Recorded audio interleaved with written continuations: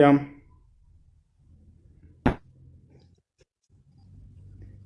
ሀሎ፣ ማርያም አለሽ ወይ?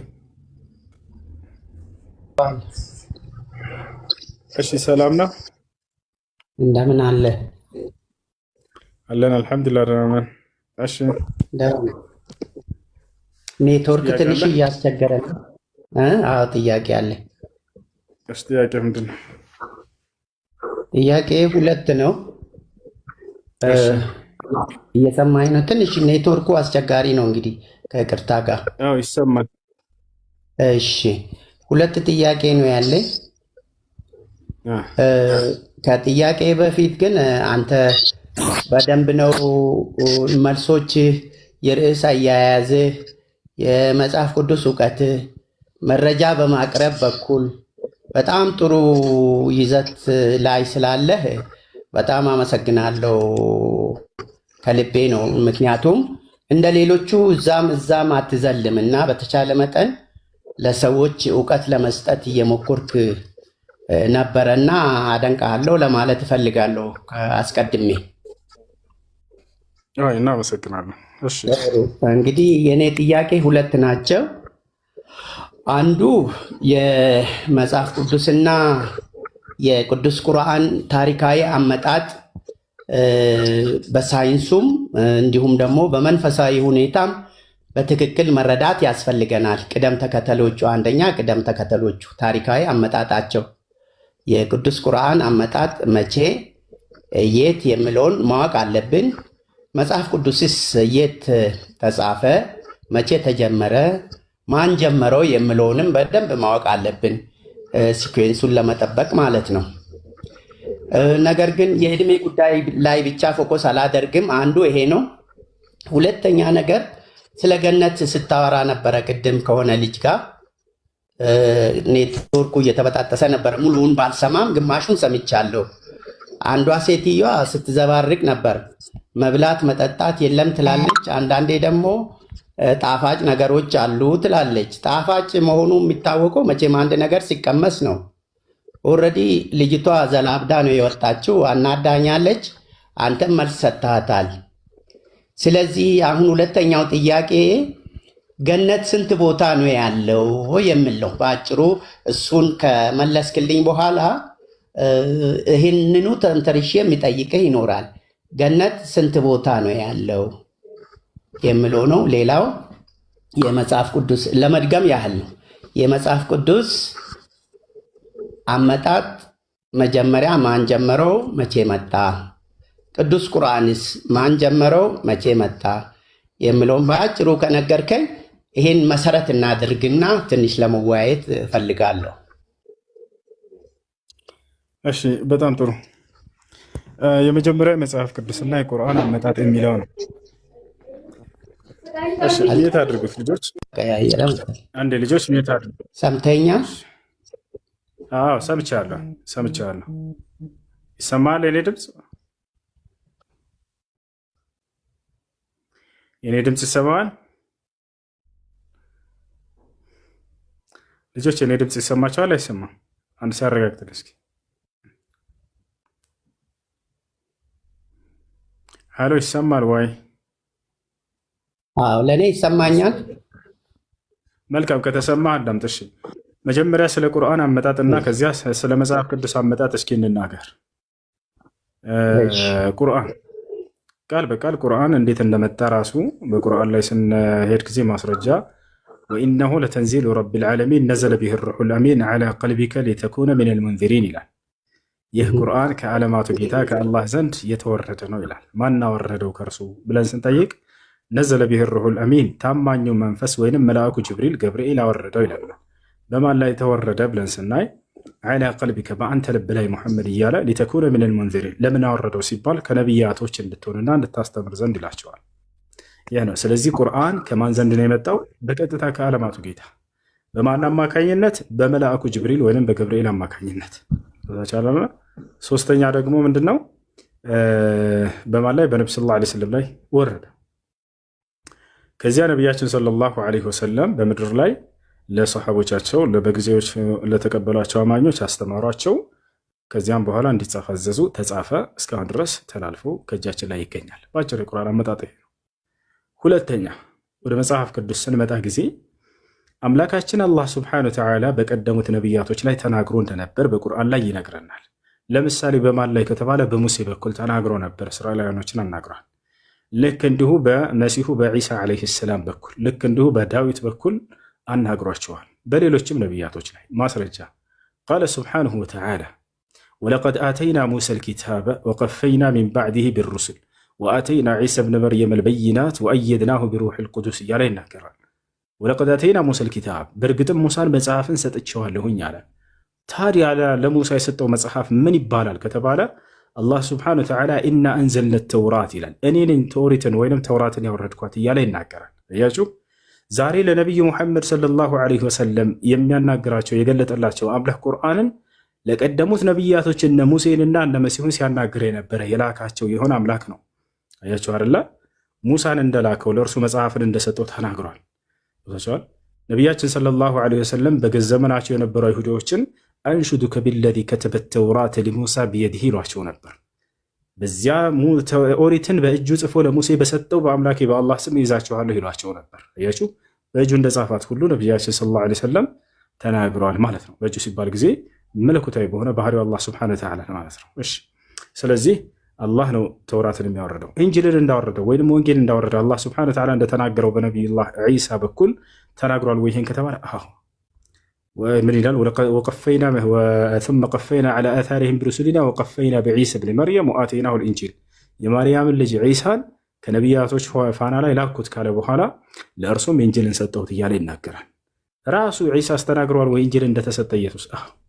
ምን ይላል? አታኒየል ኪታብ ይላል። መጽሐፍን ሰጥቶኛል አምላክ አላህ ይላል። ስለዚህ አሁን ምን ተረዳን?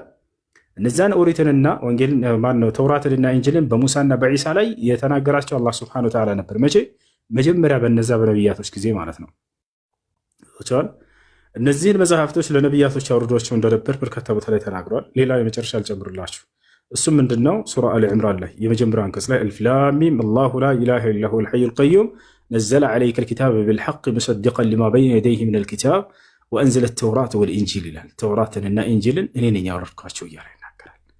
አሁን ይህን ከተረዳን ገብቷቸዋል። ስለዚህ መሰረታቸው እንዳመጣጣቸው እነዚህ መጽሐፍቶች ከማን ነበር? ከአምላካችን ከአላህ ሱብሓነሁ ወተዓላ ዘንድ ነበር።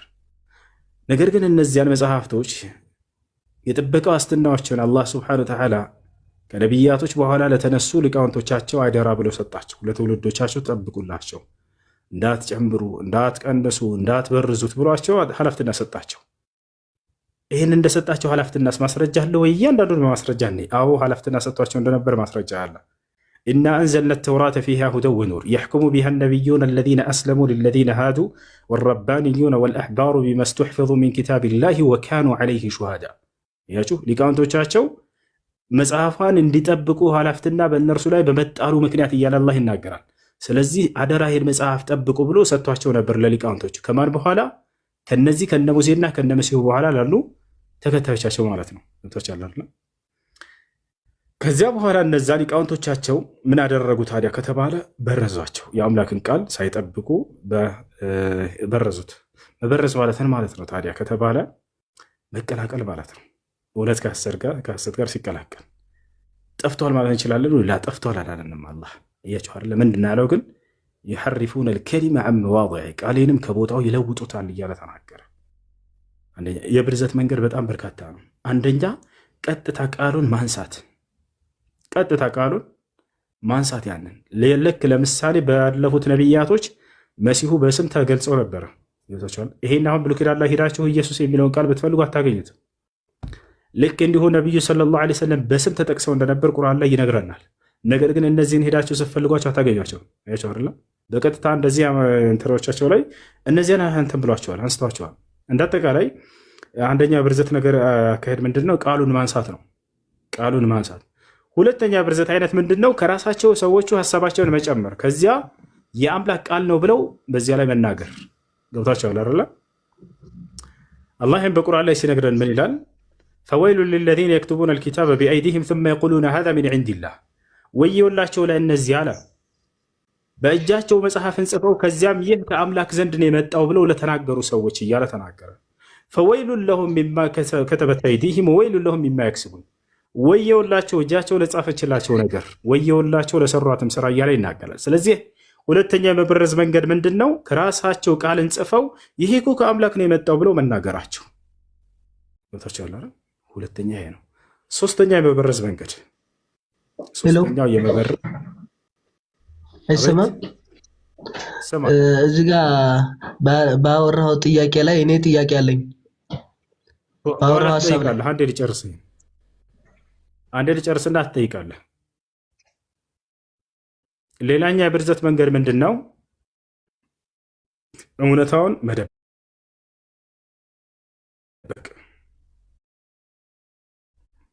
እውነታውን መደበቅ አንዱ የብርዘት አይነት እንደሆነና እውነቱን እንደደበቁ አላህ ሱብሓነሁ ወተዓላ በቁርአን ላይ ያስቀምጡታል።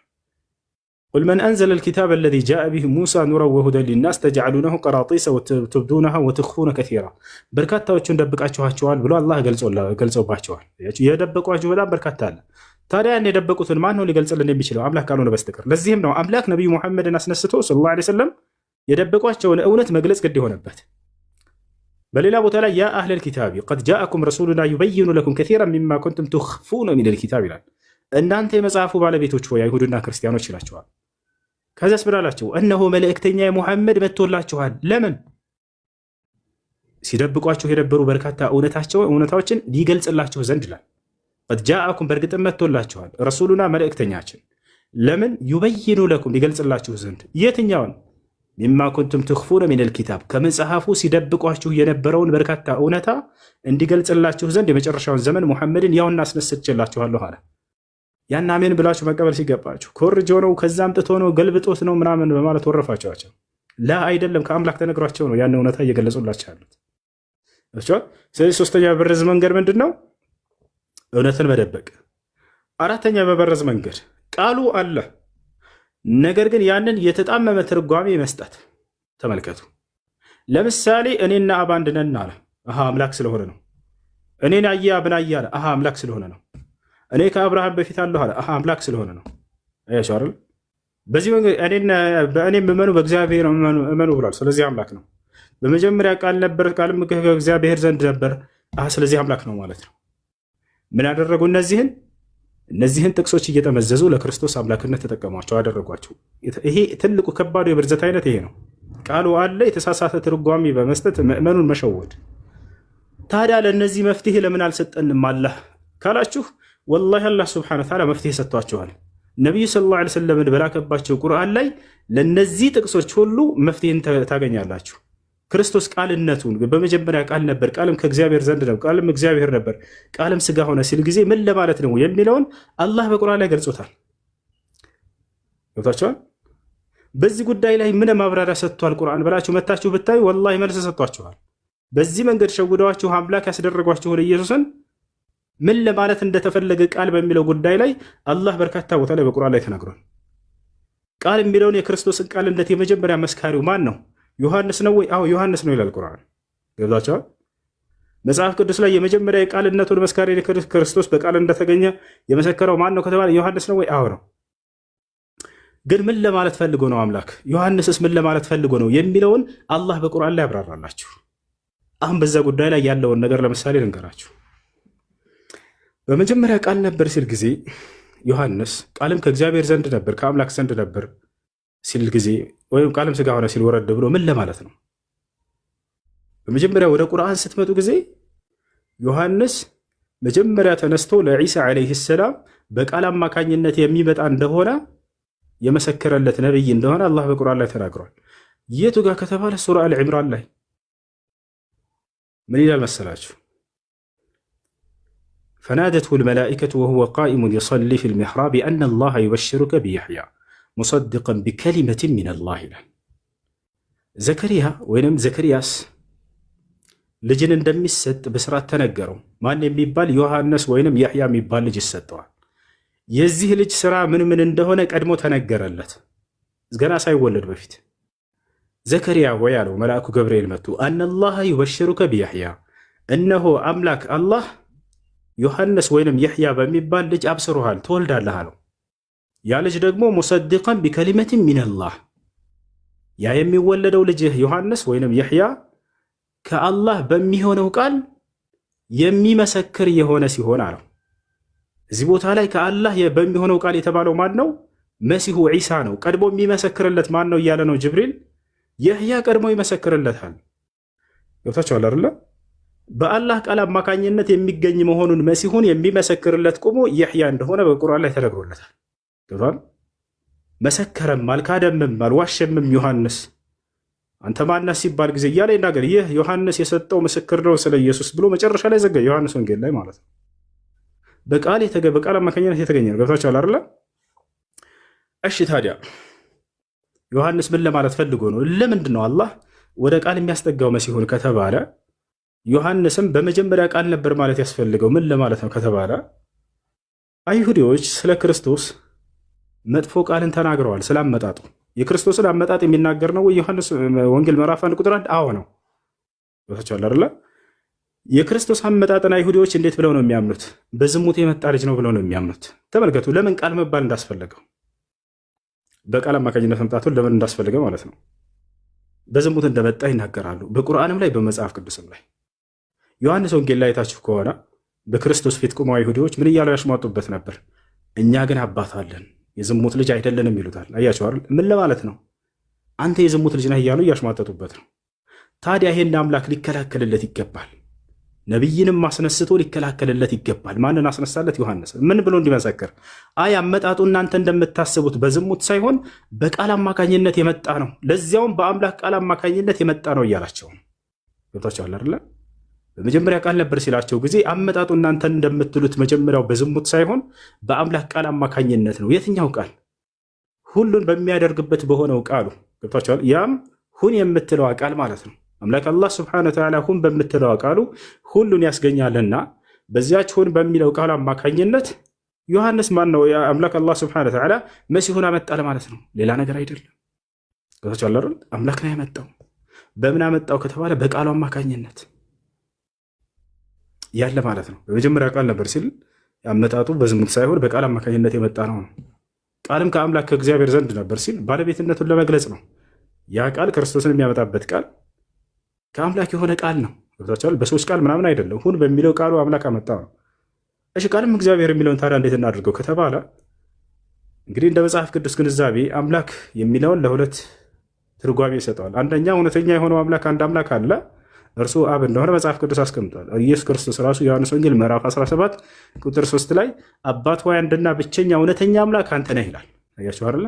ሌላ ደግሞ አምላክ ተብለው የሚጠሩ እንዳሉ ልታውቁ ይገባል። ይህን ያረጋገጠው ራሱ ኢየሱስ ክርስቶስ ነው። የአምላክ ቃል የሚመጣላቸው ሁሉ አማልክት ከተባሉ እያለ ይናገራል አይደለ?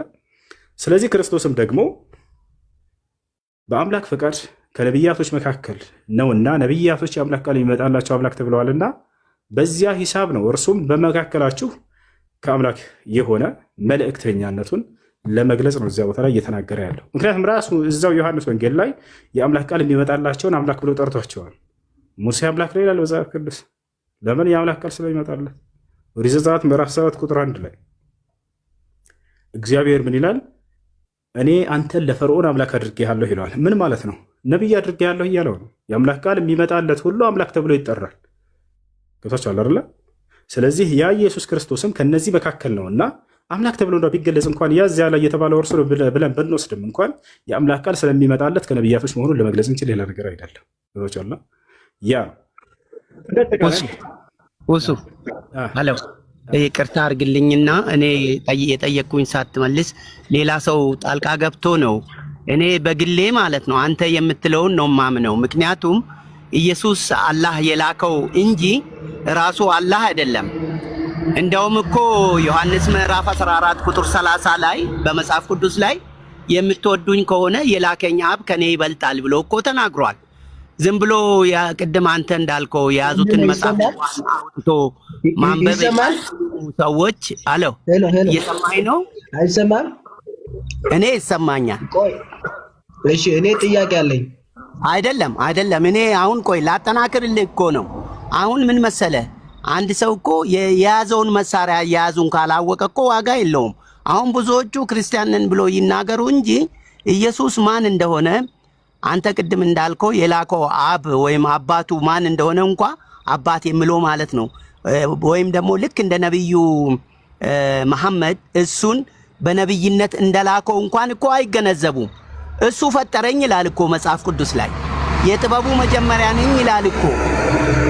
በገዛ ራሴ አልመጣሁም ይላል። የሚናገረውንም ነገር እኮ ከራሴ አይደለም እሱ እንደነገረኝ ነው ብሎ እየተናገረ ኢየሱስን አላህ ወይም አብ ብሎ እኮ የሚያምኑ ሰዎች በጨለማ ውስጥ የሚጓዙ ናቸው። የራሳቸውን መጽሐፍ ቅዱስ እንኳን አይደለም ቁርአንን የራሳቸውን መጽሐፍ ቅዱስ ገልጦ የማያዩ ናቸው። በነገራችን ላይ እኔ መጽሐፍ ቅዱስን አነባለሁ።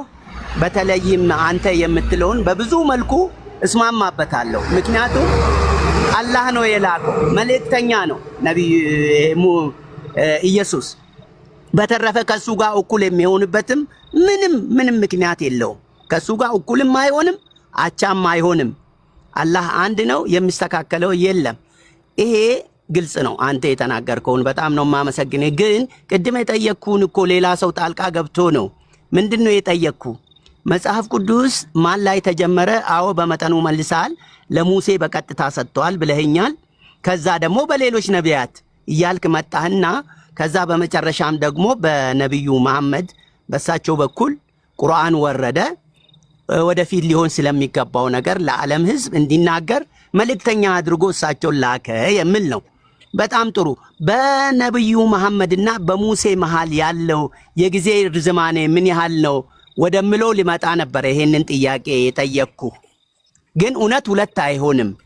አየህ፣ እውነት ሁለት አይሆንም፣ አንድ ነው።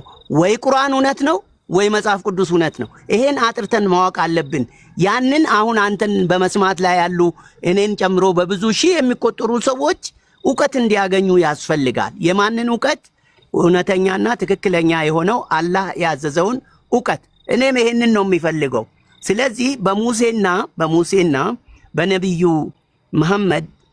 መሐመድ መሃል ያለው የጊዜ ጋፕ ወይም ታይም ኢንተርቫል ምን ያህል ነው? እሱንም እንድትጠቁመን ነው፣ ሌሎችም እንዲማሩ። ሁለተኛ ገነት ስንት ቦታ ነው ያለው የሚል ጥያቄ ጠይቄ ነበረ። ኔትወርክም ስለተቆራረጠ ነው። በጣም ይቅርታ አድርግልኝ፣ ነገር አላበዛብህም። ገነት ስንት ነው፣ የት ቦታ ነው ያሉ የሚሉን ጥያቄዎችን ጠይቄ ነበረና ታንኪዩ። ግን ጥሩ ምላሽ ነው የሰጠኸኝ። ሰምተኛል? የመጀመሪያው ሰምቻለሁ። ይሰማል? አዎ ይሰማል። ያንተ ይሰማል። መልካምሽ። በነቢዩላህ ሙሳ ዓለይሂ ሰላም እና በነቢ ሰለላሁ ዓለይሂ ወሰለም መካከል ያለው ዓመት አላህ ሱብሓነሁ ወተዓላ በቁርአን ላይ በዚህና በዚህ ነቢይ ዓመት ይህን ያክል ነበር የሚለውን አልጠቀሰልንም፣ አስፈላጊም ስላልሆነ። ምክንያቱም ከነቢያቶች የምንወስደው ማንን ሰበኩ ምንን አስተማሩ የሚለውን ነው። የጀነት መንገድ ምንድን ነው ብለው አስተማሩ እንጂ ቁጥሮችን አላህ ሱብሓነሁ ወተዓላ በቁርአን ላይ አያነሳልንም እንደ አስገዳጅና ማወቅ ያለብን ነገራቶች ካልሆነ በስተቀር ማለት ነው። ስለዚህ ከሙሳ በኋላ የላካቸውን ይቅርታ ካደረክልኝ ትምህርቶቻቸውን ለምጠቅስልን አንድ ጊዜ ይቅርታ። ይኸውልህ ምን አለ መሰለ፣ ለአድማጮች በደንብ እንድታስረዳ እኔንም ጭምር ማለት ነው። በታሪክም አንጻር መጽሐፍ ቅዱስንና ቁርአንን እንዲሁም ደግሞ በሙሴና በነቢዩ መሐመድ መሃል ያለውን የጊዜ ወይም የታይም ኢንተርቫሉን ለማወቅ ታሪክንም ማገላበጥ እኮ ይገባናል። እስራኤላውያን እኮ የአይሁድ ማህበረሰብ በግብፅ ግዞት ውስጥ በነበሩ ጊዜ ነው ሙሴ እዛ የተወለደው አይደል? ያ ጊዜ ደግሞ መቼ ነው ቢባል ከክርስቶስ ልደት በፊት ከ537 ዓመተ ዓለም በፊት ነው። ይሄንንም ማወቅ ይቻላል ከታሪክ ጠቅሰን ማለት ነው። መጽሐፍ ቅዱስንም ከክርስቶስ ልደት በፊት እንደዚሁ ነው። መጽሐፍ ቅዱስም የሚነግረን ይሄንኑ ነው አይደለም? ከዛ ወጡ፣ 40 ዓመት ተጓዙ፣ ከዛ ዮርዳኖስን ተሻገሩ፣ ወደ ከነዓን ገቡ።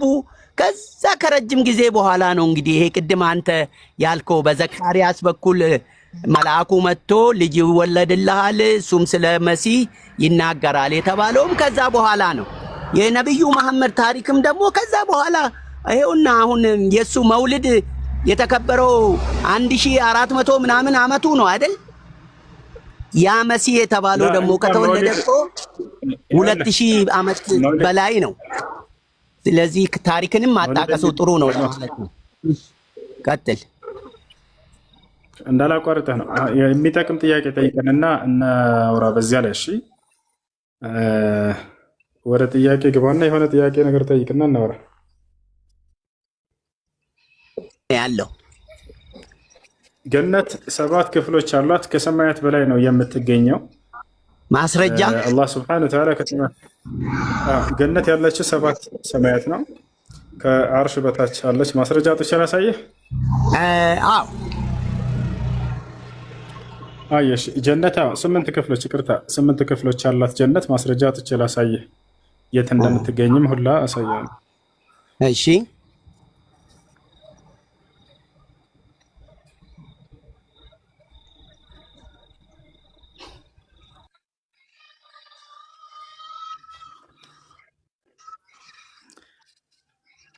እሱ ጥርስ ማስተካከል እንዴት ይታያል? ከጠመመባቸው ይታያል፣ ችግር የለውም። እሺ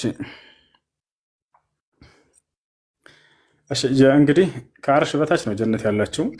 አርሽ ማለት የፍጥረታት ሁሉ ጣራ ነው። 7 ሰማያት አለ ከኛ በላይ፣ ከ7 ሰማያት በኋላ ውሃ አለ፣ ከውሃ በላይ ኩርሲ አለ፣ ከኩርሲ በላይ ጀነት አለች። ከዚያ በኋላ ከጀነት በላይ አርሽ፣ ወላሁ ፈውቀል አርሽ ወዕልሙ ፊ ኩሊ መካን። ማስረጃ ቡኻሪ 7423 ላይ እናገኛለን። عن أبي هريرة عن النبي صلى الله عليه وسلم قال نبياتنا صلى الله عليه وسلم انديهالو إذا سألتم الله الجنة فسألوه الفردوس الله الجنة الله جنة عندي لقساتشو ستتأيكوت كزي يا فردوسن يميبالون يا جنة كفل تأيكوت قالوا يتندمي تناقروا فإنه أوسط الجنة وأعلى الجنة وفوقه عرش الرحمن كارسو كجنة بلاي عرش الجنة بلو تناقروا أيار لي يتنالشو جنة ከዓርሽ በታች ነው ማለት ነው። ምክንያቱም ነብዩ ሰለላሁ ዐለይሂ ወሰለም ቃል በቃል ከገነት በላይ ዓርሽ ነው ያለው ብለው ተናገሩ። ስለዚህ የት ነው? ከሰማያቶች ሁሉ በላይ ነች ያለችው እርሷ። ይህ ነው። وروى البيهقي كذلك بسند عن ابن مسعود الجنة في السماء السابعة العليا جنة كسبات سماء بلاي نች والنار في الأرض السابعة السفلى ثم قرأ إن كتاب الأبرار لفي عليين إلى آخر الآية. حديث البراء بن عازب وعن أبي هريرة يعني في عذاب القبر وما ذكر عن النبي صلى الله عليه وسلم في موضع روح المؤمن والكافر يدل على هذا. انتهى كلامه رحمه الله تعالى. وروى الحاكم رحمه الله تعالى في المستدرك عن عبد الله بن سلام قال إن الجنة في السماء. النبي صلى الله عليه وسلم مناله جنة بسماعات لا ينشعر. وإن النار في الأرض وصححه الحاكم ووافقه الذهبي وقال الحافظ ابن እየተረጎምኩ ላሳየህ ወይስ ታምናኛለህ? ትንሽ ምኑ መሰለህ ማን ነው ስሙ እሱ ምኑ መሰለህ ብዙ ተባዙ ሰማይን ሙሉ ነው እንዴ ሐዋና አደም ሲመረቁ የተባሉት? ብዙ ተባዙ ሰማይን ሙሉ ነው ወይስ ምድርን ሙሉ ነበር የተባለው? لا ብዙ ተባዙ ሰማይን ሙሉ አልተባሉም። ብዙ ተባዙ የሚባለው እኛ ጋር እንደዚህ በጀነት ውስጥ እንደዛ አልተባሉም። አልተባሉም እንዴ? لا አልተባሉም በጀነት አይደል እንዴ? የሙስሊምና የክርስቲያኖች እናት የመጀመሪያ ሐዋ ነች አይደል? ቅድም ምን ብለሃል? ይበርዙታል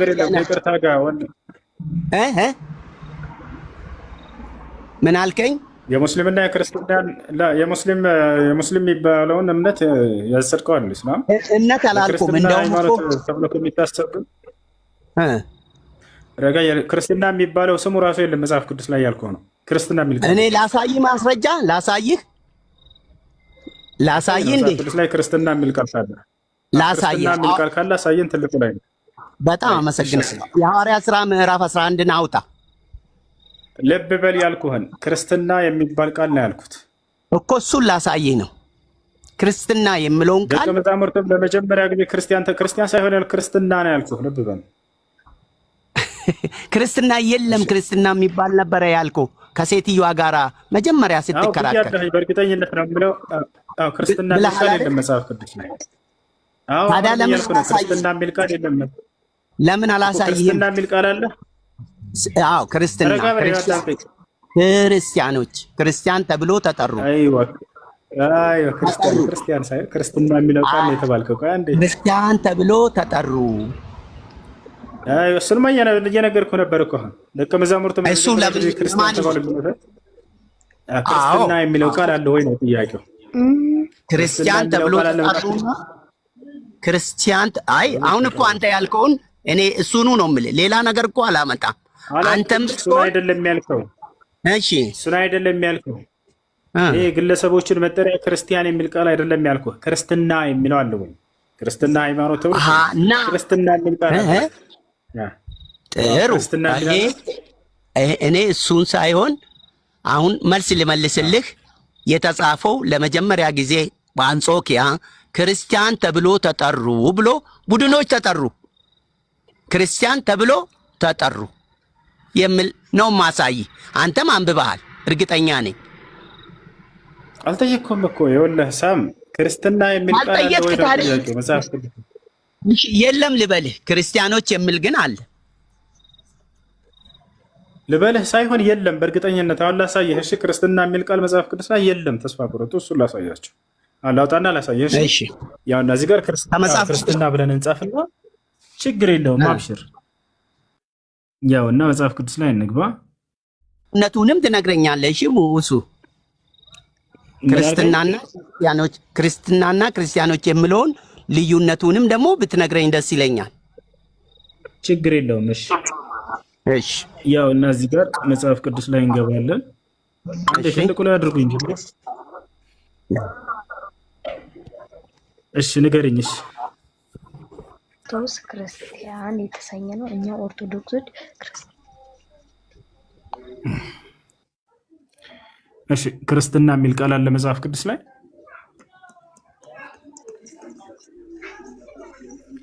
ክርስትና የሚል ቃል አለ መጽሐፍ ቅዱስ ላይ? የለም። እሺ አሁን ላሳየ ካለ አሳየን። እሺ የቱ ጋር?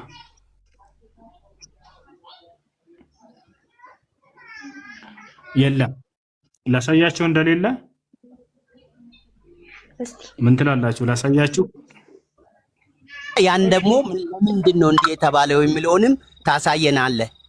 የሐዋርያት ሥራ ምዕራፍ 11 ቁጥር 26 ላይ ትነግረናለህ ልዩነቱን።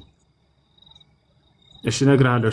ልጆች አንዴ ክርስትና የሚለው ቃል መጽሐፍ ቅዱስ ላይ አለ የሚል ክርስቲያን ካለ ያሳየን። አለ ማን ነበርሽ? የቱ ጋር ላውጣ? ወይንም ታወጫለሽ? እየተናገርሽ ነበርሽው ልጅ። ነገር ግን አሁን እንደሌለ ላሳያችሁ። ክርስቲያኖች አይን አያውቁም። አሁን እንዳለ ነው የሚያውቁት። አሁን ክርስትና የሚለው ቃሉ ራሱ የለም። ክርስትና የሚለው አይሽ። እሺ ጠብቅ። እሺ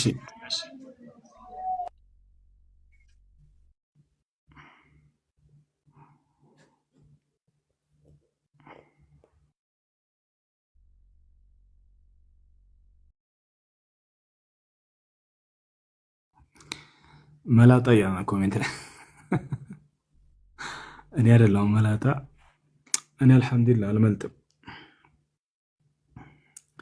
ነገር ግን መጽሐፍ ቅዱስ ላይ አንድ ነብይ ነበር መላጣ ነውና ህፃናት ልጆች ሰድበውት አንተ መላጣ ውጣ፣ አንተ መላጣ ውጣ፣ አንተ መላጣ ውጣ ብለውት ዞሮ በእግዚአብሔር ስም ረገማቸው። ከዚያም እግዚአብሔር እንዴት መላጣ አሉት ነብይም ብሎ ተናዶ እነዚያን ህፃናት ልጆች ገደለለት። 42 ህፃናት ልጆችን የሆነ አውሬ ልኮ ድብ ልኮ እንዲሰባብሯቸው አደረገ። እስኪ ተመልከቱት። በመሬት ላይ የሄዳችሁ በሆነ ሰፈር ላይ መላጣ ናችሁና ህፃናት ልጆች የሚጫወቱ ብላቴና ህፃናት ልጆች መላጣ መላጣ መላጣ ቢሏችሁ ዞራችሁ ትራገማላችሁ። የነቢዩ መራገም ሳይሆን በጣም የሚገርመው እግዚአብሔር እሱን ሰምቶ ገደለለት ህፃናቶች ልጆች። ምን ትላላችሁ? መላጣ መላጣ መላጣ አሉህና ተናደህ ለሆነ ሰው ሂደህ ነገርከው መላጣ አሉኝ እኮ ብለህ ያ ሰው መጥቶ እነዛን ህፃናት ልጆች በመኪና ወስዶ ግጭጭት አድርጎ ቢገላቸው ምን ትላላችሁ? ለምን ሲባል ለምን መላጣ ይሉታል እነዚህ ህፃናት ልጆች? ከይፍ ያኔ ከፈልጋችሁ ይህም መጽሐፍ ቅዱስ ላይ ያሳያቸዋለሁ። ለማንኛውም ክርስትና የሚለው ቃል መጽሐፍ ቅዱስ ላይ የለም። እሺ አለ ያልሽው ልጅ ላይ እየጠበኩሽ ነው። ተለቅ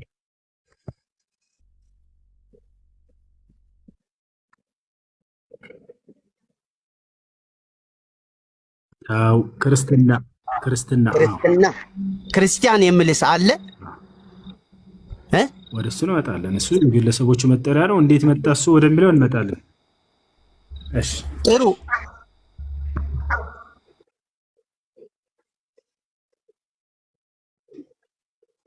እሺ እሱንማ እሱም እኮ እየተናገረ ነበር። እሱን ቀድሞሻል እሱ። ነገር ግን የጠየቅኩሽ ክርስትና የሚለውን ቃል ነው፣ ክርስቲያን አይደለም ያልኩሽ።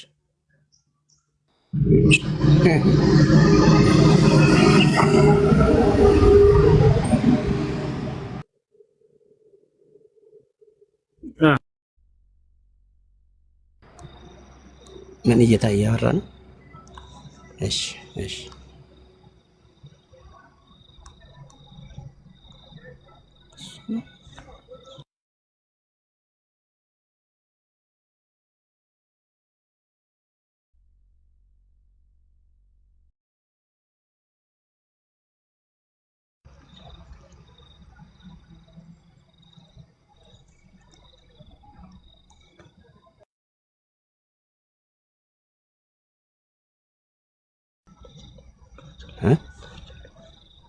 እሱ ሄሎ ይሰማል? እሱ ሄሎ እሱ እየሰማኸኝ ነው? እሱ ሚውት አድርገህ ነው እንዴ? ነው እየሰማኸኝ ነው እኮ። ይቅርታ ሚውት አድርጌው ነበር። አሁን ይሰማል። ክርስትና የሚለው ቃል አለ የለም? ባጭሩ ከሌለ ወደ ቀጣይ እንድናልፍ። አይ ክርስቲያን ምንድን ነው? ክርስቲያን የተባለው ለሰው ስም ነው? የጎሳ ስም ነው? የአካባቢ ስም ነው? ክርስቲያን ተብሎ በመጽሐፍ ቅዱስ የተጠቀሰው ለማን ነው የተሰጠው? እሱ ንገረኝ እስኪ። እስኪን ከነገርከኝ በቃ ወደ ሌላ ርዕስ እንሄዳለን። ወይኔ በፈጣሪ የተጠየቃችሁት መልሱ እንጂ ክርስትና የሚለው ቃል የት ነው? አንደኛ ጴጥሮስ ምዕራፍ 4 አውጣ። እሺ አውጣ። እሺ ክርስትና የሚል ቃል አለ እዛ? አውጣ። አውጣና ትነግረኛለህ። እኔ እኮ እንደ ሌሎቹ አልጨቃጨቅም። እሱ እያየኸኝ ነው አይደለ? አይደለ? እኔ ትጨቃጨቃለህ እያልኩኝ አይደለም፣ እንደው አለ ስላላችሁ እንጂ ሌላ ነገር አይደለም። ገባኝ። አሁን አንተ ጊዜ ከሰጠኝ እኮ ልማር ነው የገባው አይደል? ወይም ደግሞ እውቀት ሼር ለማድረግ ነው፣ ለማሸነፍ ለመሸነፍ አይደለም። ያ ከሆነ እስኪ ጴጥሮስ አንደኛ ጴጥሮስ ምዕራፍ 4ን እስኪ አውጣ። አንደኛ ጴጥሮስ ምዕራፍ 4 ቁጥር ስንት? እሺ እስኪ አንብብና ምን ልል ፈልጎ ነው አንተ ንገረኝ። እኔ አልነገርኩህም። የፈለገውን ሳይሆን ጥያቄያችን ይኸውልህ፣ ሳም ቃል በቃል የተጻፈውን ንገረኝ። ስማ፣ ቃል በቃል የተጻፈውን ንገረኝ እያልኩ ነው። አንብብና ቃል በቃል የተጻፈውን ይሄ ነው ብለህ ንገረኝ። ለጥያቄው መልስ የለም። 16 ቁጥር 16 ቁጥር 16 አልኩ እኮ ሁሱ። እሺ ስንት ነው ያልከው? ምዕራፍ 4 ቁጥር 16 4 16ን አንብብልኝና ንገረኝ። 4 ቁጥር 16 እሺ። ክርስቲያን እንደሚሆን ግን መከራን ቢቀበል ስለዚህ ስም እግዚአብሔርን ያመስግን እንጂ አይፈር ይላል። ታዲያስ ምን አለ? ሁለተኛ አረፍተ ነገር ላይ ምን አለ? ክርስቲያን በመባሉ አይፈር አይደል? እኔ እኮ ክርስቲያን የሚል ቃል የለም እኮ አላልኩም። ኧረ በፈጣሪ በጣም በርካታ ቦታ ላይ ክርስቲያን የሚል ቃል እንዳለ እኔ እሰጥሃለሁኝ። እሱ አይደለም ጥያቄ። ክርስትና የሚለው ቃል አለ ወይ?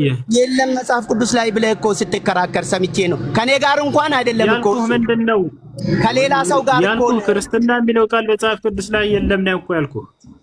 አታዳምጥም እንዴ? እሺ በቃ እንለፈውና ወደ ቅድሙ እንምጣ። ግድ የለህም አንተ። ይኸውልህ እኔ አልከራከርም። ለምን መሰለህ? በማስረጃ ስለሆነ አንዴ ላሳያቸው ለሌሎቹ ክርስትና የሚለው ቃል እንደሌለ። ቆይ ኑ ላሳያቸው። ወላሂ አንዴ ኑ። ያው መጽሐፍ ቅዱስ ላይ ልገባ ነው።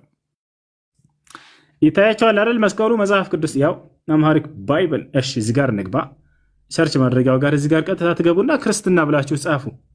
አሁን እዚህ ቦታ ላይ ለምሳሌ ሙሴ ብዬ ብጽፍ ሙሴ ስንት ቦታ እንዳለ ያመጣላችኋል። ይታያል አይደለ? በቢጫ የተቀለሙት እነዚህ ሙሴ ስንት ቦታ አለ ይልሃል።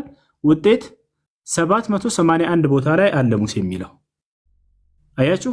ሙሴ የሚለው 781 ቦታ አለ። እሺ ክርስትና የሚለውን እስኪ እንጻፍ። ክርስትና እስኪ ሰርች እናድርገው። ውጤት ስንት ቦታ አለ? መጽሐፍ ቅዱስ ላይ ክርስትና የሚለው ቃል?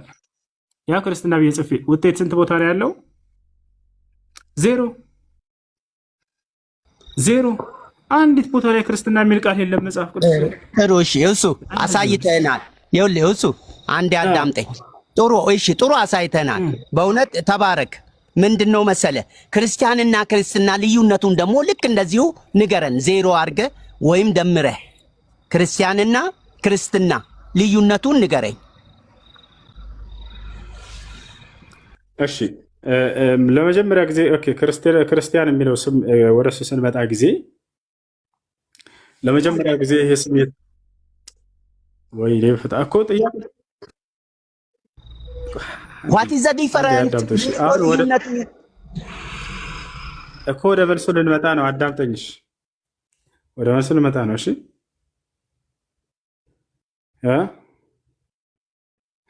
በመጀመሪያ ክርስትና የሚለው ቃል ማን ነው? ክርስቲያን የሚለው ቃል መጽሐፍ ቅዱስ ላይ የሐዋርያት ሥራ ምዕራፍ 11 ቁጥር 26 ላይ ይገኛል አይደል? አዎ እዚያ ላይ ደቀ መዛሙርትም ለመጀመሪያ ጊዜ በአንጾኪያ ቤተክርስቲያን ተሰባሰቡ፣ በዚያም ክርስቲያን ተባሉ ይላል አይደል? ለመጀመሪያ ጊዜ ክርስቲያን የተባሉት እዚያ ነው። እሺ በጣም ጥሩ። አሁን ክርስቲያን ተባሉ ይላል። ይሄ ክርስቲያን የሚለውን ስያሜ ያወጣላቸው አምላክ ነው ወይንስ ነብያቶች ናቸው ወይንስ ክርስቶስ ነው? ለኔ ጥያቄ ነው። መልስ ልስጥህ እኮ ስለዚህ እኔ ልጨርስ ወይንስ አንተ ትመጣለህ? ጨርስልኝ። ችግር የለም ማማማር። ስለዚህ ክርስትና የሚለው ቃል መጽሐፍ ቅዱስ ላይ የለም። ነገር ግን ክርስቲያን የሚለውን እንዴት እንደመጣ መጀመሪያ ሲያስቀምጥልን ጊዜ የሐዋርያት ሥራ ምዕራፍ 11 ቁጥር 26 ላይ ደቀ መዛሙርትም ለመጀመሪያ በአንጾኪያ ክርስቲያን ተባሉ ይላል። እሺ ተባሉ የሚለውን አስተሳስሩበት።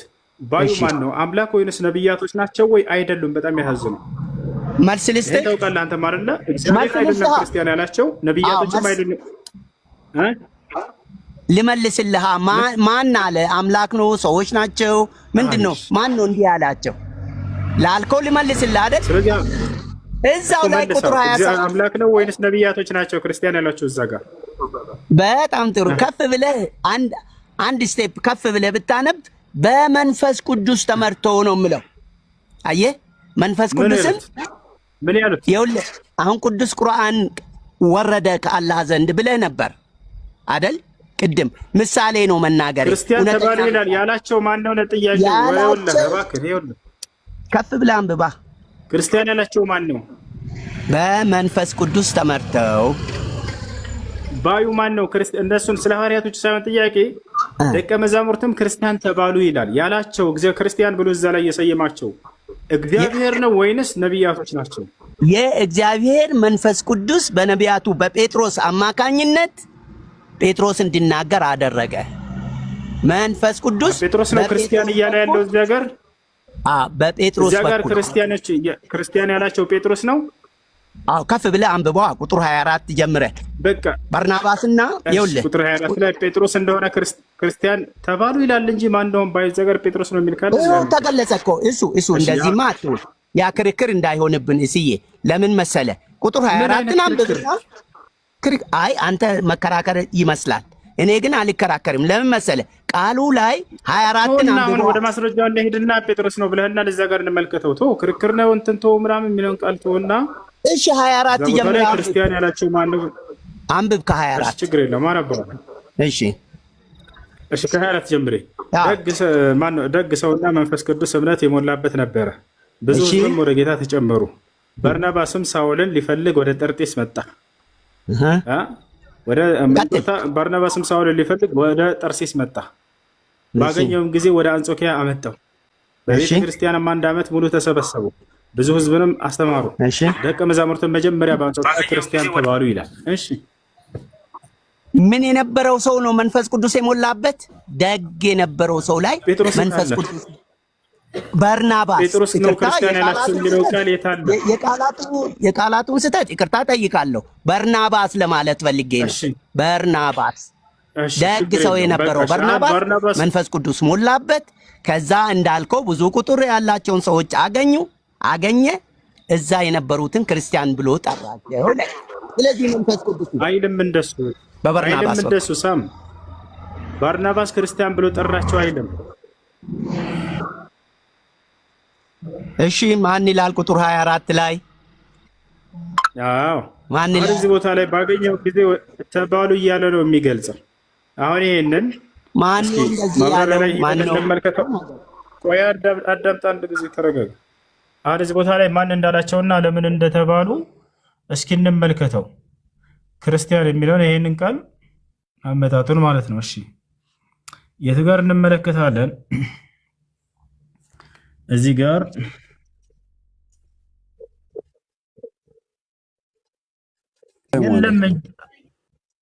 ማስረጃ አውጣና ትልቁ ላይ አድርጉት እና ማስረጃ አውጣ። ክርስቲያን ማለት የክርስቶስ ተከታይ ነው የሚለውን መጽሐፍ ቅዱስ ላይ የቱ ጋር ነው ያገኘው? ክርስቲያን ብሎ እየሰየማችሁ አንደኛ ጠላት ነው፣ ጣዖታውያኖች ያወጡት ስም ነው።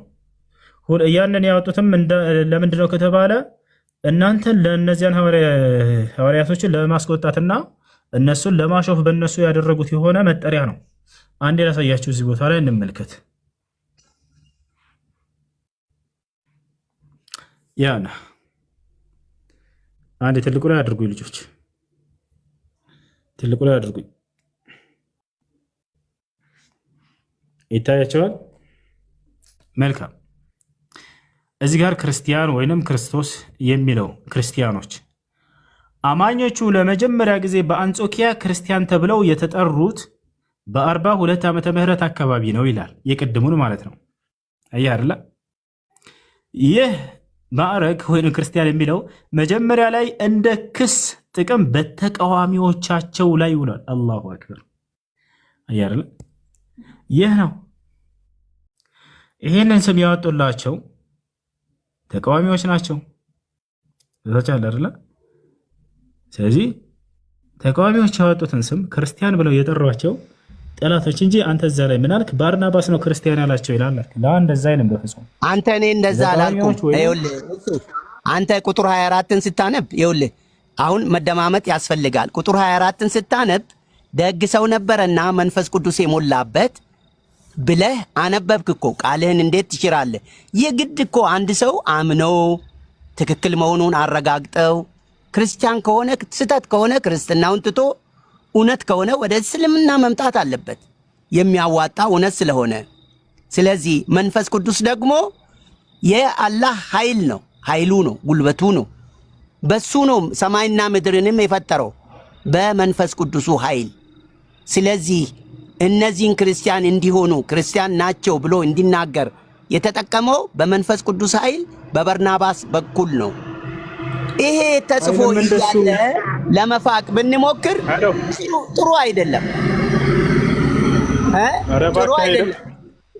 እንደሱ አይልም። እንደሱ የማይለውን ነገር አትጨምር ከራስ ይላል እንጂ አንብበው። ለምን አይልም? እስኪ እኔ ላንብብልህ፣ እስኪ እኔ ላንብብልህ። አንብብሽ። አንተ ማንበብ ካልቻልክ እኔ ላንብብልህ። ቁጥር 24ን እኔ ላንብብልህ። አንብብ። ያለ አንተ ቀደም ብለህ ጴጥሮስ ነው ያለው አልክ፣ ክርስቲያን ያለው አይልም። እንደሱ በርናባስ የሚለውን ስማ፣ በርናባስ የሚለውን ጴጥሮስ በማለቴ እንደ ትልቅ ስህተት እኔ ፍጹም ነኝ እንዴ? አንተ ፍጹም ነህ እንዴ? እሱ ተውኩት እኮ እሱ ነው ሰላምታው እንኳን ትሳሳታለህ። ልንገርህ እሱን ተውኩትና ባርናባስ ነው ክርስቲያን ያላቸው የሚለው ቃል የለም እያልኩህ ነው። እሱ ላይ ራሱ ማለት ነው የለም እንደሱ ተባሉ አለ እንጂ ባርናባስ አላቸው አይደል? እሺ አሁንም ልታረም ደግመህ አንብብልኝ ቁጥር 24ን ደግመህ ብለህ አንብብልኝ። እንዴ ደግ ሰው መንፈስ ቅዱስ እምነት የሞላበት ነበርና አለ። እሺ ያ ደግ ሰው ማን ነው? ያ ደግ ሰው ማን ነው? ስለ ደግ ሰው ሳይሆን ጥያቄያችን ባርናባስ አላቸው የሚለውን ቃል እኮ እንድታሳየን ነው። ሳም 25 ላይ አንብብ። እሺ በርናባስ የሚለውን 25 ላይ ወርደህ ደግሞ አንብብ። ስሙን የፈለኩት ባርናባስ የሚለውን ይኸውልህ፣ ባርናባስ ነው ክርስቲያን ያላቸው የሚለውን ቃል ነው የፈለኩት። 25ን አንብበው። እሺ ባርናባስ ሳውል እንዲፈልግ ወደ ጤርጤስ ባርናባስ የሚለውን ታገኛለህ ይለኛል። እኔ ባርናባስ የሚለውን ስሙን አይደለም የፈለኩት። ምንድን ነው የፈለከው? ባርናባስ ነው ክርስቲያን ያላቸው የሚለውን ቃል ባርናባስ ነው ክርስቲያን ያላቸው ብለህ ተናግረሃል። እንደሱ የሚለውን ነው የፈለኩት። እንግዲያውስ ይኸውልህ አንተ የግድ አንፏቀህ ነቢዩ መሐመድ ልታደርገኝ ፈልገህ ከሆነ እኔ አልሆንልህም። እሱ እንኳን ከሰው ከውሻ ጋር እንኳን የተጣላ እርጉም ሰው ነው። እሺ እርጉም የመጨረሻ ውሻ ፈጣሪ ቶሎ ብላችሁ የፈጠረውን ውሻ ጠላቴ ቶሎ ነው ብሎ ቶሎ ውሻ አውርዱልኝ የጠላ አድሚኖች፣ ወርቁም ነው። ውረድ እባክህ፣ ጥፋ ከዚህ ጋር ቆሻሻ የሰይጣን ልጅ አድሚኖች አታወርዱትም እንዴ? ባለጌ። አድሚኖች ምን ሆናችሁ ነው? እኔ አልተመቸኝ እንትን ለማለት ኔት ይዞኛል። ኮሜንት ላይ ማንም ሙስሊም እንዳይሳደብ ስለተናደዱ ነው። ምክንያቱም ክርስትና የሚለው ቃል መጽሐፍ ቅዱስ ላይ አንዲት ቦታ እንደሌለ ዛሬ አይተዋል። በቃ በዚህ ተናደዋል። መናደድ አልነበረባችሁም። እስከ ዛሬ የማናውቀውን ነገር አሳዩን ሙስሊሞች ብላችሁ ልትደሰት ነው የሚገባው።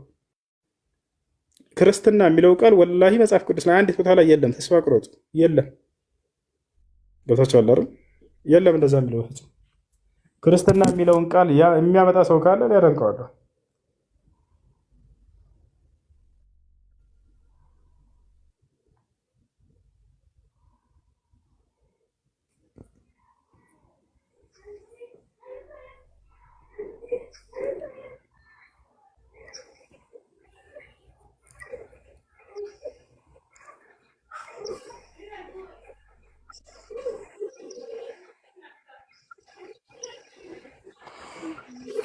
እሺ ጥያቄ አልከለ ሰላም አለይኩም ወራህመቱላሂ ወበረካቱ። እሱ ወአለይኩም ሰላም ወራህመቱላሂ ወበረካቱ። كيف الحال؟ አልሐምዱሊላህ። እንዴት ነህ? ሰላም ነው ወይ? ሰላም ነው አልሐምዱሊላህ። ደግ ናችሁ? ኢማን ኢባዳ አፍያ ሁሉ ሰላም አለ አልሐምዱሊላህ። እናንተ እንዴት ናችሁ? እኛ ሰላም ነው እኛ ጋር አልሐምዱሊላህ። አንድ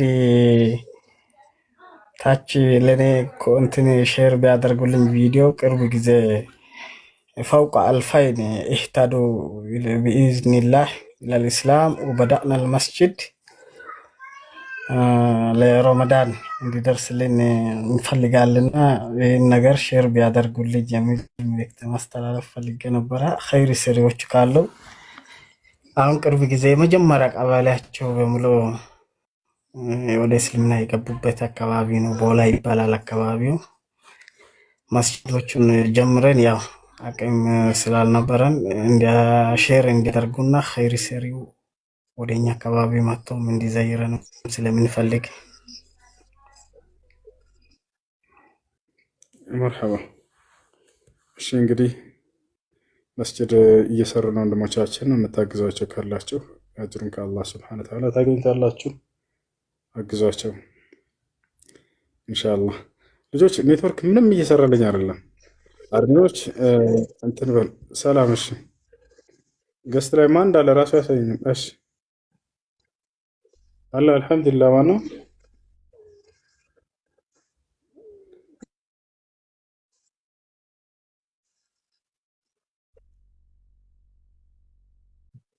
ተምር ነው የመጣሁት ብሎ በመጨረሻ በስድብ ተቋጨ ነገሩ። ግን ያስጠላል። የኔ ጥያቄ የመጀመሪያው እዚህ ቦታ ላይ አንተ መተህ እንትን ስትል ጥያቄ ጥሪህ ምንድን ነው? ይቅርታ አድርግልኝና ጥሪህ ምንድን ነው? ወደ ስም መጣራት ነው ወይስ ወደ እውነት መጣራት ነው? አሁን ክርስቲያኖችም ክርስትና ስም የኛ ነው ትክክል ይላሉ። ስም ነው። እውነተኛ ክርስቲያን ሆኖ ማር ለመጣት ፈልገው አይደል ለመጡት። እናንተም ስትጣሩ ደግሞ እስላም ሆኖ ነው የምትሉት ወይስ ደግሞ ወደ እውነት ነው እየተጣራችሁ ያላችሁት? ከጥያቄ በፊት ወደዚህ ነው መምጣት የምፈልገውና እሺ እኛ የምንጠራችሁ ወደ እውነት ነው።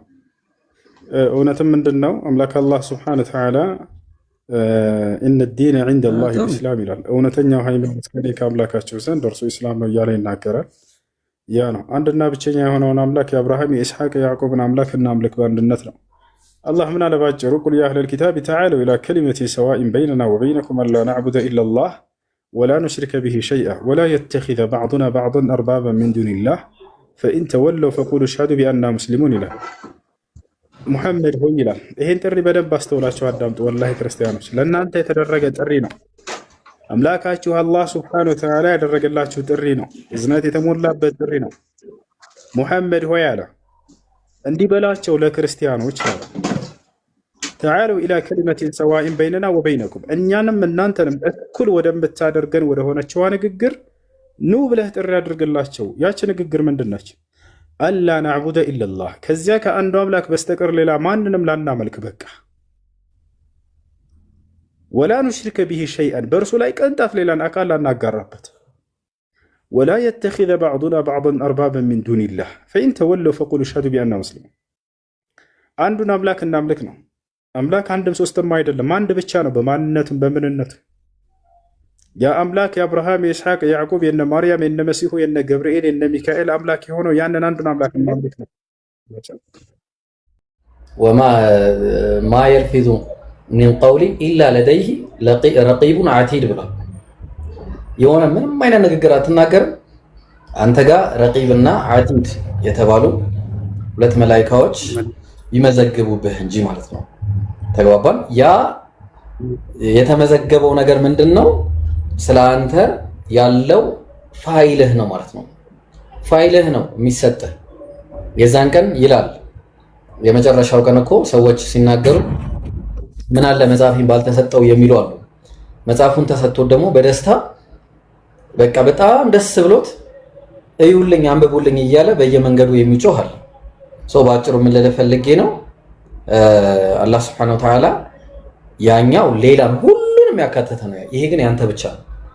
ያ ሁሉንም ያካተተ ነው። ይሄ ያንተ ብቻ የግልህ ፋይልህ ነው። የግልህ ፋይልህ ይዘህ ታነባለህ ማለት ነው። ልክ ቴስት ማለት ነው። እሺ ቴስት እና መጽሐፍ ማለት ነው። አሁን ለምሳሌ የሳይንስ መጽሐፍ አለ፣ የማትስ መጽሐፍ፣ የፊዚክስ መጽሐፍ አለ።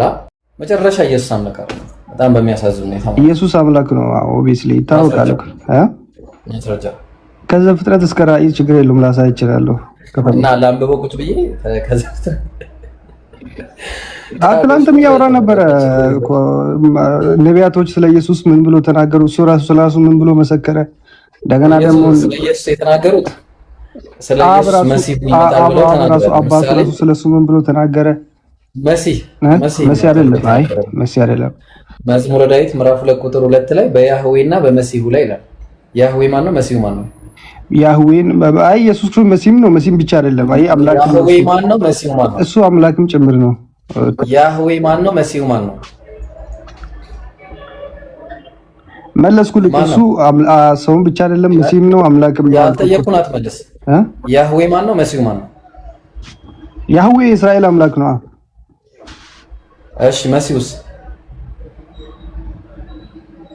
እሺ ክፍሉን አሳየኝና እናውራ። ችግር የለውም።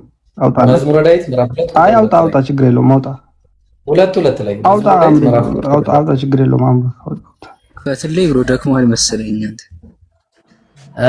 አይ ችግር የለውም። ደክሟል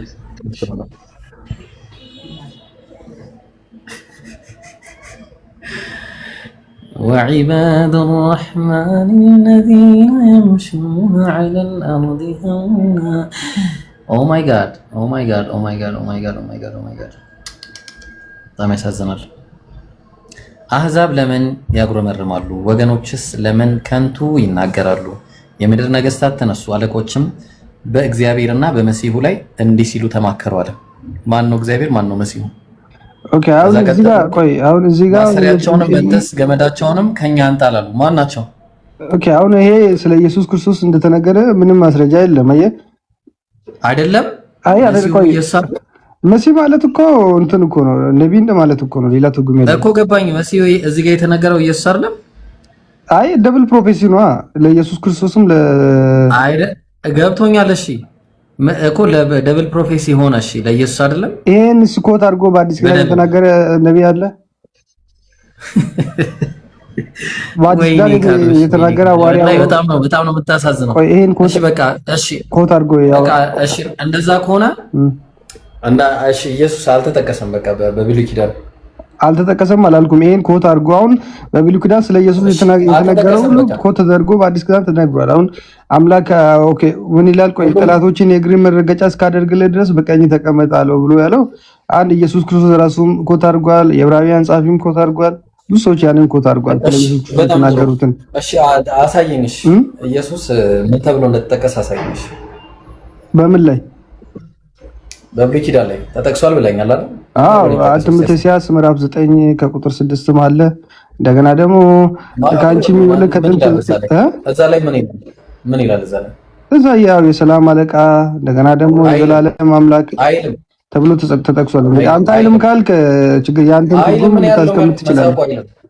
መጽሐፉ አይልም ይላል አይልም መጽሐፉ አይልም ወላሂ አይልም መጽሐፉ። እንደዚህ አይነት ክርክር እኮ ነው የሰለቸው። አሁን የሚታየውን አይልም እያልክ ማስረጃ እኮ ይዤ ነው እኮ መረጃ ሰብቷጀንት አታውቅም እኮ ትላንትና እንትና ቤት ዱቄት አልኩ ትላንት ሰብቷጀንት ብቻ አይደለም እኮ ብዙ ቅጆች አሉ እኮ ውይይት እኮ ነው ብራዘር ካሎሽ ትላንት ስትለምን ነበረ። እባክህ እስኪ ንገረኝ ይሄ ነገር እውነት ነው ወይ እያልክ ስትለምን ነበር። አይ እንደዛ አላልኩም እኔ ልመና ምናምን እኮ በማስረጃ ነው የምታወራው።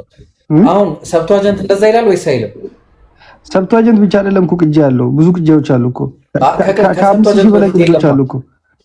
ከሰብቷጀንት በፊት ምንም አይነት ቅጂ የለም። ማስረጃ እንደሌለ ማስረጃ አምጣ እስቲ። ካለ አንተና የምታመጣው አለ ባይ ነው የሚያመጣው። ይሄ በርደን ኦፍ ፕሩፍ ፋላስ ይባላል። አየለም ብለህ እኮ አንተ ላይ ነው ያለው። ከሌለ ከየት ነው የማመጣው? አንተ እኮ ነው አለ የምትለው። እሺ ቆይ አሁን ላምጣልህ። ቆይ አንዴ እሺ ወጥቼ ላምጣልህ። ይዘናሽ ዘላለምን አታመጣም። እሺ እኔ እኮ በጣም ይገርሙኛል። አላህዬ አልሐምዱሊላህ። እሺ ጥያቄ ያለው ክርስቲያን ካለ መግባት ይችላል። anyone who dares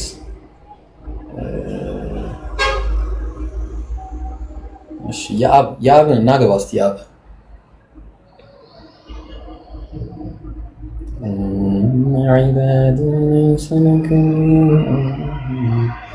በቃ ታችሁንና ፈልገህ ይዘህ ስትመጣ ታገኛለሽ፣ ትገባለህ። ያብ አለ እና ያብ ከታች እያየው ነበር ስትጻጻፍ ምናምን ነበር። መልስ ምናምን ለመስጠት ትሞክራለህ። ለምን አገባም? ለኔ መልስ ምናምን ለመስጠት የሌለ ነው የምትሞክረው፣ ግን አትገባም። ትፈራለህ። መልስ የምትሰጡ ሰዎች ለምን አገባም? ይሄው ቤቴ ክፍት ነው። ጥያቄ ምናምን መጠየቅ የምትፈልገው እኔ እንደሌሎቹ አይደለም። መግባት ትችላላችሁ። እንደ ወላሂ ላይቭ ናፈቀኝ እኮ እናንተ ወላሂ ሱብሃንአላህ። እሺ ኦኬ የለም። እሺ ጃስሚን ሰላም አለይኩም። ከሰላም ወራህማ ደህና ይብሮ። እሺ አልሐምዱሊላህ ደህና ነኝ። ሰላም ነሽ? አለን አልሐምዱሊላህ። አይ ሰዎች ናቸው ሚውት አታርጉ። እሺ ሰው ሚውት አታርግ። አብዱል መጂድ ኧረ እባክህ ስድብ እስካልተሳደበ ድረስ ተው አንሚውት አድርገው። እሺ እንትን ነው የውላችሁ ያ ጀማ። እኔ አሁን ቪዲዮ ምናምን በጣም ብዙ ሰው ነው የሚሰራው። ይሰራብኛል፣ ይሄኛውም ይሰራል፣ ይሄ ትንሹም ይሰራል፣ እዛ ጋር ትልቁ የሚባለውም ይሰራል። ወላሂ ዞር ብዬ አላያችሁም። እኔ ግን ይልኩልኛል በውስጥ እና አየዋለሁ። አንተ እንደሆንክ ነው ያየሁት። ቪዲዮውን አላየሁም፣ ወላሂ ቪዲዮውን አላየሁም። አየዋለሁ ስቄ ነው የማልፈው። አሁን ቅድም ተልኮልኝ ነበር እና ይህን ያህል እንዳስጨነቅኳችሁ አላውቅም ነበር። ይህን ያህል አስጨናቂ ወላሂ በቃ ትልቅ ተጽዕኖ ነው የፈጠርኩባችሁና ገና ይቀጥላል ቪዲዮ። ዛሬ ያው በአጋጣሚ ነው የገባሁት። ማስጨነቄን እቀጥላለሁ፣ አይቀርም። ገና በጣም የሚገራርሙ አይዲያዎች አሉ። እንዴ መርፌው ይቀጥላል። በየቤታችሁ ደግሞ እመጣላችኋለሁ። ተዘጋጅታችሁ ጠብቁኝ። በየቤታችሁ ማለት ነው። በየቤታችሁ ነው እመጣላችሁ። እናንተ መምጣት እምቢ ብላችኋል። እኔ በየቤታችሁ እመጣላችኋለሁ። ችግር የለውም። ዛሬ ነኝ የማውቀው ማድረጋችሁን። አሚር አሊ ማነህ? ና እስቲ ና። ማነኝ ነው የሚለው አሚር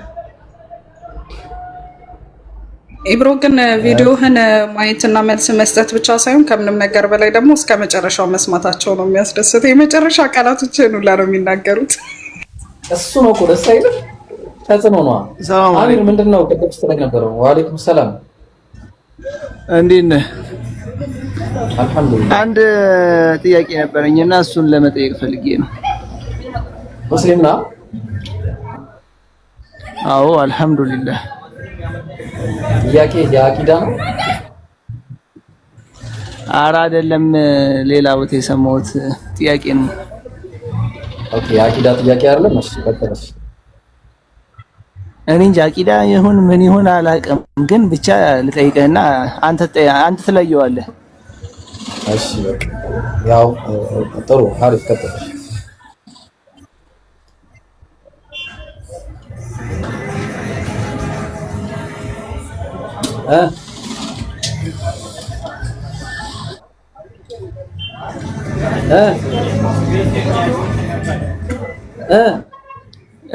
እሺ ቁርአን ሱረቱል ካፍ ሱራ 18 ቁጥር 86 ሱራ 18 እሺ ሙስሊም ነህ? ሱራ 18 ቁጥር 86 አንድ ጊዜ የምጠይቅህን ነገር መልስ። ሱረቱል ካፍ መንፈስ ቅዱስ አምላክ ነው? አንድ ጊዜ ቆይ፣ ይቅርታ መንፈስ ቅዱስ አምላክ ነው? መንፈስ ቅዱስ አምላክ ነው ወይ? መንፈስ ቅዱስ አምላክ ነው ወይ? አላህ ነው አምላክ አላህ ነው አምላክ። እኔ አልጠየቅኩም። ቆይ እኔ መንፈስ ቅዱስ አምላክ አይደለም ብለህ መንፈስ ቅዱስ አምላክ አይደለም። እሺ አይ ማሻአላህ በቃ አይ አጠራጥረኝ ነበር። ቀደምም ከታች የጻፍከው ነገር ስላልተመቸኝ። እሺ አሁን መቀጠል ትችላለህ። እሺ ሱረቱል ምን ምዕራፍ 18 ቁጥር ስንት? እቺ ወደ ጥቁር ማነው እንትን እያየሁ ስላልሆነ ነው በቃሌ ነው እየጠየቅኩ ያለሁት። ለዛ ነው ዙልቀርነይንን ጥያቄ ነው የሚጠየቀው። እና ፀሐይ በዚህ አይነት ሁኔታ ነው ወይ? ጥያቄ ገብቶኛል መልስ። እሺ አላህ Subhanahu Wa Ta'ala በሱረቱል ካፍ ምዕራፍ 18 ቁጥር 86 ላይ حتى إذا بلغ مغرب الشمس وجدها تغرب في عين حمئة አሁን ይሄ ሪላቲቪቲ የሚባል ነገር የሚያክሰው ነው። አሁን የሆነ ዲያቆን ሲያነሳቸው ነበር ይሄንን ጥያቄና እኔ ከደብል ስታንዳርድ ነው የምጀምረው። ላንተ ያው ወንድሜ ስለሆንክ ላንተ ከመመለሴ በፊት ለሰውየው መልሼ ነው እሺ የምጀምረው። ምክንያቱም የኔ ስታይል እንደዛ ነውና ምን መሰላችሁ፣ እዚህ ጋር አንድ ነገር አለ ጥቅስ ላይ የምታዩት መጽሐፈ ነገሥት ምዕራፍ 22 የኔ ስታይል ታውቃላችሁ፣ ደብል ስታንዳርድ ነው የኔ ስታይል። ምዕራፍ 22 ቁጥር 36 ምን አለ? በሰራዊቱ መካከል ፀሐይ ስትገባ ንጉሱም አያችሁ፣ በማመካከል አለ፣ በሰራዊቱ መካከል አለ። አያችሁ ይሄን ሰራዊት። ስለዚህ ሰራዊት ውስጥ ነው የገባቸው፣ ፀሐይ ሰራዊት ውስጥ ነው የገባቸው ነው እና እንደዛ ነው። ተግባባ። ስለዚህ አላህ Subhanahu Wa Ta'ala አንጻራዊ ንግግር እየተናገረ ነው እዚህ ላይ ሲናገር። እዚህ ጋር ውሃ ነገር አለ። ተግባባ። እዛ ውሃ ውስጥ ውሃው የደፈረሰ ውሃ ነው። ያ የደፈረሰ ውሃ ውስጥ ስትገባ አየዋት ማለቱ ምንድነው? የሱ አንጻራዊ እይታን ነው እየተናገረ ያለው። ተግባባ። የሱ አንጻራዊ እይታ ይሄን አሁን ለምሳሌ ይሄን ሳይ ውሃ ውስጥ ገባች ልል እችላለሁ። አንጻራዊ እይታ ማለት ነው፣ ግን አነጋገር ነው። ወደ ፀሐይ መግቢያም በደረሰ ጊዜ ጥቁር ጭቃ ባለበት ምንጭ ውስጥ ስትጠልቅ አገኛት ነው የሚለው። ተግባባ። እኛ ደግሞ እንመለስና ምን እናስቀምጥልሃለን? ይሄው ሰዎቹ ስትገባያት መካከል ማለት ነው። ሰዎቹ መካከል አያችሁ፣ ሰው መካከል ያለ ፀሐይ አለ ማለት ነው። በእናንተ ያው ምን አለ? በሰራዊቱ መካከል ፀሐይ ስትገባ፣ በሰራዊቱ መካከል በዚህ ውስጥ ያው እዚህ። አረ ቆይ አንድ ጊዜ ማን ልጠይቅ? ነቢል አለ። ሰላም አለይኩም። ወአለይኩም ሰላም ወበረካቱ። እዚህ ጋር ትታያለች፣ ታምራለች። ተሳስተናል።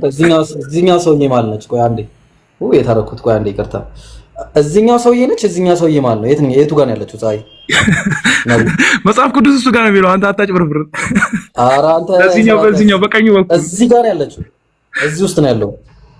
አያችሁ፣ እንደዚህ ነው። በቃ መጽሐፋቸውን አያነቡም። እኔ ለእያንዳንዱ ለምታነሱ ጥቅስ ወላሂ ደብል ስታንዳርድ አስቀምጥላችኋለሁ። ቃል በሰማይ ብሏል፣ ቃል በምድር ቁጭ ነው ማድረግላችሁ፣ አስነቀዬ ነው ማስወጣችሁ። ስለዚህ ሀቢብዬ ያንን ይመስላል። አንጻራዊ ንግግር ነው፣ ሪላቲቪቲ ነው። እሺ፣ ስለ ሪላቲቪቲ ነው የሚያወራው አንድ ነገር። እሺ፣ የሆነ ለምሳሌ ዙልቀርነይን ታላቁ አሌክሳንደር ነው በዛው ማያይዘህ አይደለም። አይ ታላቁ አሌክሳንደር እንትን ነው፣ እሱ ጣዖት አምላኪ ነው።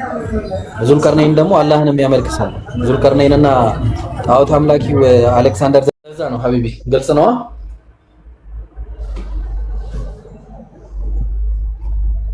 ነው ወንድማችን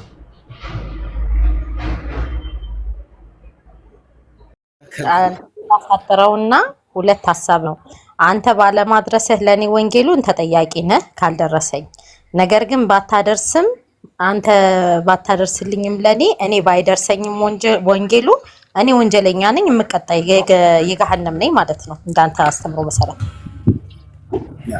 ሰምተሽ ከሆነ እኔው መጻፍ እንደምን ሰምተሽ ከሆነ ችግር የለም ግን እኔ ባለማድረስ እኔም ተጠያቂ ሊሆን ይችላል በዛ ማለት ነው እሺ ቢኬ ሹክራን በቀጣ መርሃባ ወያኪ አንድ አይነት ጥያቄ በተለያየ አማርኛ ነው የቀረበውና ኦሬዲ ጌታ ልጅ መልሱ መልሳል በትክክል ነው የመለስከው እኔ አላቅም ትልቅ መልስ ነው ኦኬ እኔ አላቅም ብለህ መልሳል አለቀ በቃ እናመሰግናለን ሐሳብህን ቀጥል ጌታ ልጅ ማውራት የምትፈልገው ቶፒክ እስኪ አንሳና ደግሞ እኛም ደግሞ ልክ እንዳንተ ወይ አናቅም እንላለን ወይ እንመልስልሃለን እሺ አይ በጣም ቀላል ጥያቄ ነች ደግሞ ለስልምና ወሳኝ የማስበው የጌታ ልጅ አንድ ነገር ልንገር እኔ አሁን ቀላል ከሆነማ አትጠይቀን ኦሬዲ ምላሹን ታውቀዋለህ ማለት ነው ምላሹን ካላወቅከው ደግሞ እኔ ምላሹን ቀላል አይደለም እንደማይከብድ ነው እንደዛ አይባልም በቃ እሱን መላሹ ነው የሚወስነው ገባ ቀላል ይሁን ከባድ ይሁንና ቀላል ከሆነማ ኦሬዲ መልሱን ታውቀዋለህ ማለት ነው ቀጥል እሺ እና ጥያቄ ምንድነው ቁርአን የማን ቃል ነው የሚለው ሌላም አይደል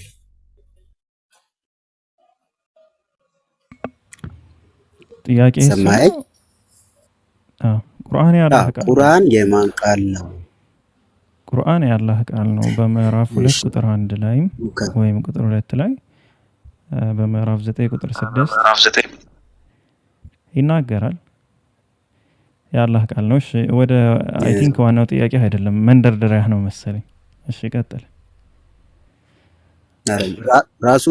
ራሱ ነው ሌላም አይደለምና ደግሞ ቁርአን ላይ ቁርአን ቀጥታ እንደዚህ ይላል ቁርአን የተከበረው የመልእክተኛ ቃል ነው ይላልና አንተ ደግሞ ያላህ ቃል ነው ትለኛለህ ስለዚህ የትኛው ነው እንትን ትክክለኛው እንዴት ነው ሁለቱን ማስታረቅ የሚችል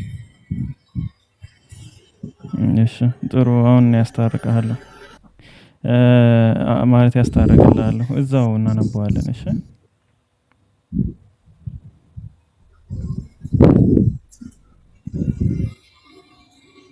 ቋንዴ ለክፈተልና አንቀጹን እያነበብ ነው እዛው እናስታርቀዋለን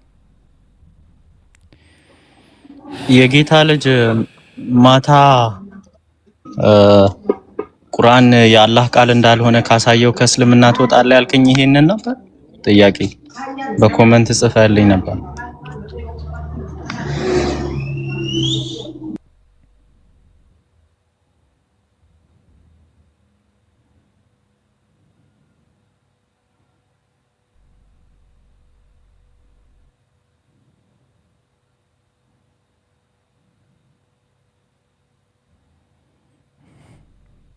አልሰማህም መሰለህ አሚር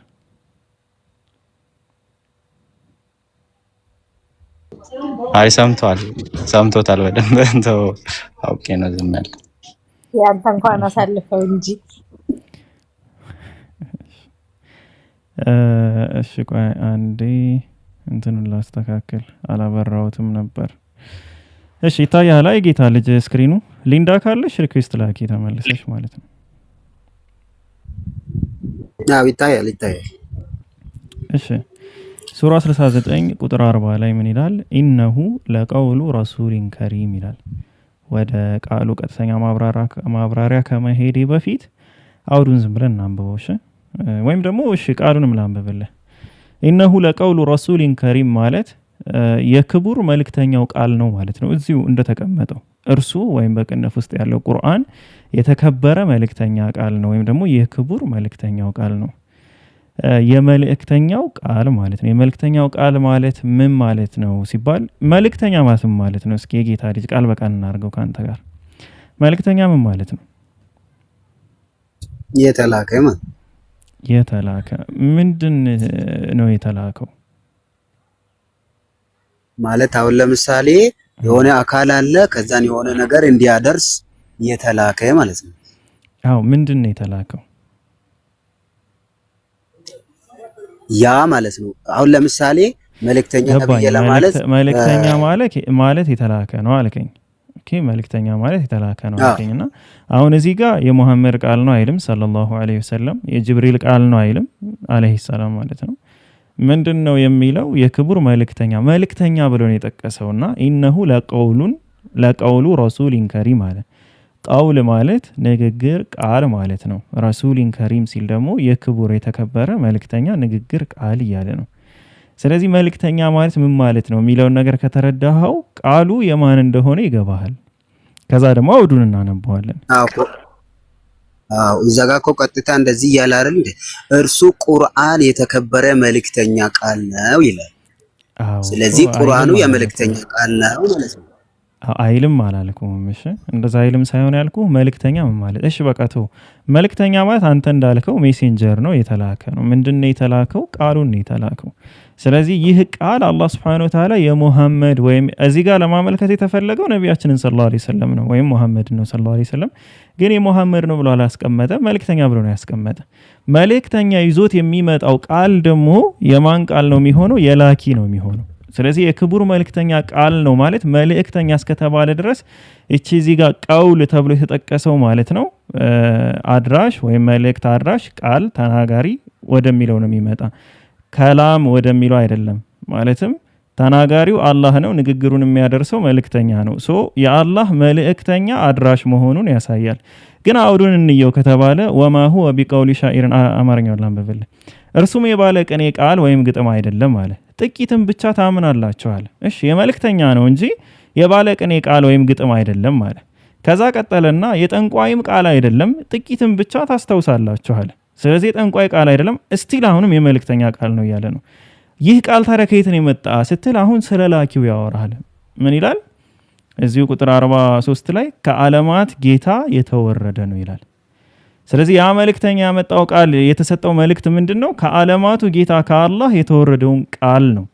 ሶ ቀውል የመልእክተኛው ቃል ሲል ተናጋሪው አላህ ነው፣ አስተላላፊው ደግሞ ነቢያችን ሰለላሁ ዐለይሂ ወሰለም መልእክተኛው ናቸው። ቀውል የሚለው አስተላላፊ ወይም መልእክተኛው ይዞት የመጣው ያስተላለፈው ቃል መሆኑን የምታውቀው በምንድነው? ሩሱል ተብሎ ነው የተጠቀሰው እንጂ ሙሐመድ ተብሎ አይደለም። መልእክተኛ ተብሎ ነው የተጠቀሰው እንጂ በስም አይደለም የተጠቀሰው። ስለዚህ የሚያመጣው መልእክት የሚያደርሰው ነገር ከማን ያገኘው ነው? ከዓለማት ጌታ የተወረደ ነው። ጠንቋይ አይደለም፣ ባለቅኔ አይደለም። ነገር ግን ያመጣውና የተናገረው መልእክተኛ ነው። አሁን ገባ? አሁንም አልገባኝም። ግን እዛ ጋር እኮ ቃል በቃል እንደዛ እያለ ነው። ይህ የተከበረ የመልእክተኛ ቃል ነው እያለ ነው። አሁን መልእክተኛው ማለት ነው መልእክተኛው ሙሐመድ ነው ሰለላሁ ዐለይሂ ወሰለም።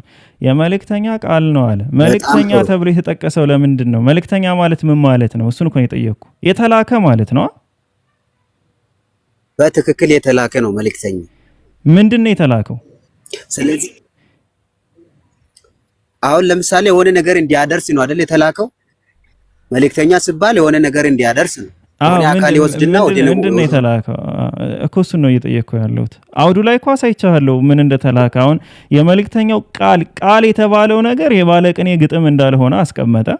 ኦኬ የባለቅኔ ግጥም አይደለም፣ የጠንቋይ ንግግርም እንዳልሆነ ተናገረና ከዓለማት ጌታ የወረደ እንደሆነ አስቀመጠ። ስለዚህ ያ መልእክተኛ ይዞት የመጣው መልእክት ያ ቃል ከዓለማት ጌታ የተወረደ ነው። ተናጋሪው ግን ማን ነው ወይም አስተላላፊው ማን ነው? ነቢያችን ሰለላሁ ዐለይሂ ወሰለም ናቸው መልእክቱን ይዘው የመጡት ማለት ነው። ለዛ ወደ አረብኛው ገብቼ ቀውል የሚለውን ያነሳው። ለምሳሌ አንድ ምሳሌ ስሰጣ አሁን አረብኛው ቀውል ነው። ቁርአን የአላህ ቃል የሚለው ቦታ ላይ ደግሞ የተጠቀመውን አረብኛ ቃል አነሳላለሁ። ግን በአረብኛ ምናምን ከመሄድልህ ብዬ ነበር እኔ ማለት ነው። አሁን ከዚህ ጋር ምን ይላል?